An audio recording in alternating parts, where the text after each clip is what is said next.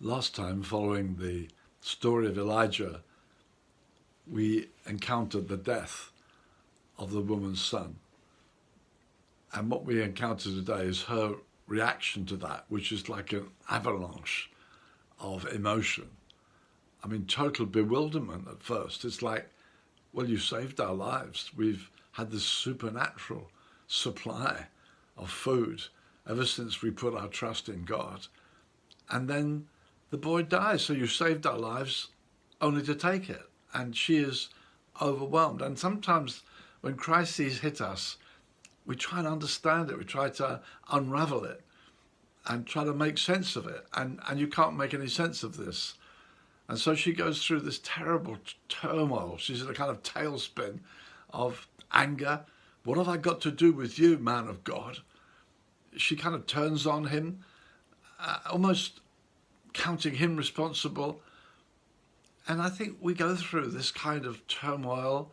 And I want to try and help you today by just looking more closely at the passage and understanding, first of all, she is in huge pain. Her son has died.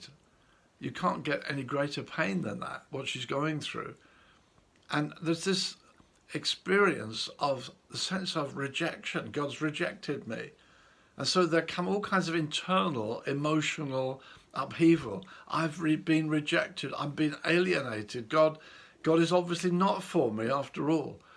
And Christians can go through that kind of dilemma. They're saved, they're thrilled, and then they hit a huge problem and big questions come up.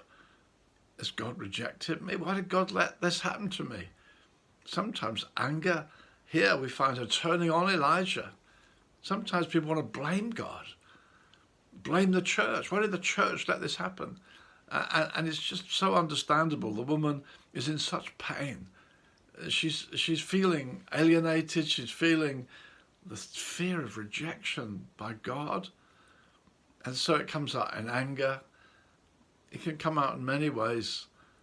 Beloved, it's time to take stock and stand back. I know this isn't the end of the story.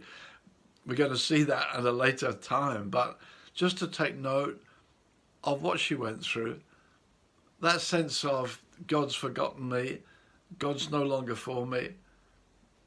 I remember my mother, she came to Christ in her 70s, which was wonderful. But earlier, when I became a Christian, and I said, would you like to come to church? She found it quite difficult to come to church, and she would always weep. And before I was born, she lost a little daughter. And I think that turmoil, whenever she came to church, it was like this thing came up in her heart. Why did that happen to me? What was, why wasn't God there? And then also, this woman says, have you done this to bring my sin to me? And I think sometimes with a cot death, people think, was it my fault? Could I have avoided that? And so we go through this spiral of emotions. I do thank God that my mother gradually found her way through and then found her way to faith, received Christ. But she had to come through turmoil. And beloved, maybe you've lost someone very dear to you, and maybe you've got huge questions going through your mind as to why did this happen? Did God turn his back? Is God judging me? And none of those things were true. God was about to do a breathtaking miracle. God was about to step in a quite phenomenal way. But there's a process and there's agony to be faced. And it's so important, beloved, that we don't back off God. We don't raise questions that question whether he actually loves us or not. But we learn to draw near to him rather than fearing he's turned his back on us. No, he's always for us. He's always got grace for us. He's always got mercy for us. He will provide what we need to handle the crisis.